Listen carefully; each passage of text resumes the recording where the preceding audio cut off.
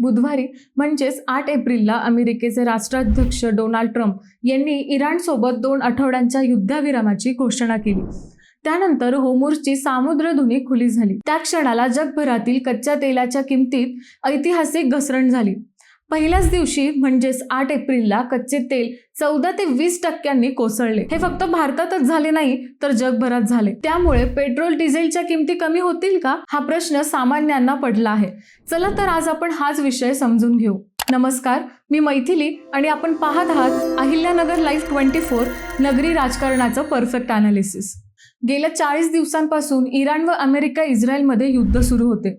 सुरुवातीला अमेरिकेने इराणला हलक्यात घेतले, परंतु इराणनेही आपली ताकद दाखवून देत अमेरिकेच्या नाकीनऊ आणलेत। मध्य पूर्वेत सुरू असलेल्या या युद्धामुळे आंतरराष्ट्रीय तेल व वायू पुरवठ्यात व्यत्यय आला। अनेक देशात पेट्रोल, डिझेल व LPG गॅसची टंचाई निर्माण झाली। भारत आपल्या कच्च्या तेलाच्या गरजांपैकी 88% अधिक गरज आयातीद्वारे पूर्ण करतो। त्यासाठी इतर देशांवर भारताला अवलंबून राहावे लागले। भारतात दररोज 5 दशलक्ष बॅरलपेक्षा जास्त कच्च्या तेलावर प्रक्रिया होते। 40% अधिक आयात पश्चिम आशियातून होर्मुझच्या सामुद्रधुनी मार्गे होते, जिथे मार्चच्या सुरुवातीपासून जहाज वाहतूक जवळजवळ पूर्णपणे थांबली होती। भारतावर पेट्रोल डिझेलचे संकट ओढवण्याची चिन्ह दिसत होती। त्यामुळे एप्रिलमध्ये भारताने दक्षिण अमेरिकेतली व्हेनेझुएलाकडून 10 ते 12 दशलक्ष बॅरल कच्चे तेल आयात केले। हे युद्ध किती दिवस चालेल याची कल्पना कोणालाच नसल्याने भारताने आपल्या देशातील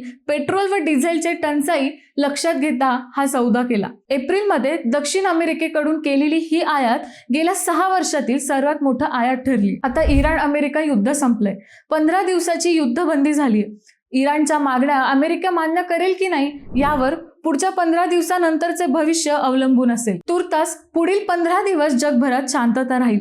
भारत गेल्या काही वर्षांपासून वेगवेगळ्या 41हून अधिक देशांकडून तेल आयात करतोय, ज्यामुळे पश्चिम आशियावरील त्याचे अवलंबित्व कमी झाले आहे।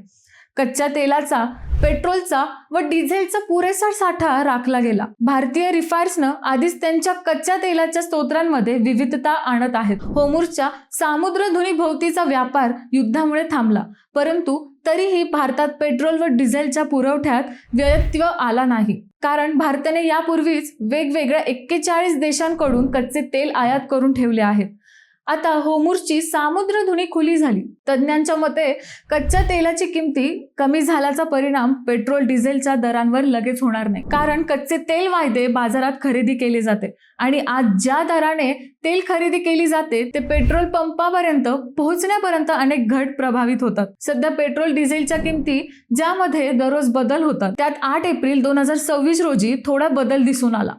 पेट्रोल आणि डिझेलचे दर 11 पैशांपासून ते 35 पैशांपर्यंत कमी झाला। आंतरराष्ट्रीय बाजारात कच्च्या तेलाच्या किमतीत मोठी घसरण झाली, तरीही देशात पेट्रोल आणि डिझेलच्या किमतीत कमी झाल्या नाही। आता असं का हा प्रश्न सामान्यांना पडला। खरं तर जागतिक किमतीतील घसरणीचा परिणाम देशांतर्गत पेट्रोल पंपावर दिसण्यासाठी साधारणपणे 7 ते 10 दिवस लागतात। बाजार विश्लेषकांच्या मते जर कच्च्या तेलाची किंमत दीर्घकाळ $95 खाली राहिली तर सरकारी तेल कंपन्या लवकरच सर्वसामान्यांसाठी दरकपातीची घोषणा करू शकतात।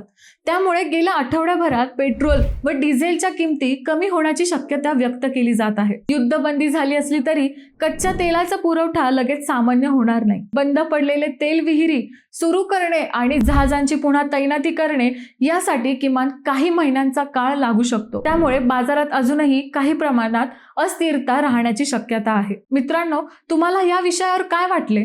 पेट्रोल डिझेलच्या किमती कमी होतील का? तुमचे हे उत्तर आम्हाला कमेंट करून नक्की कळवा। शिवाय व्हिडिओ आवडला असेल तर चॅनलला सबस्क्राईब आणि व्हिडिओला लाईक करायला विसरू नका। पुन्हा भेटूयात नव्या विषयावर। तोपर्यंत नमस्कार।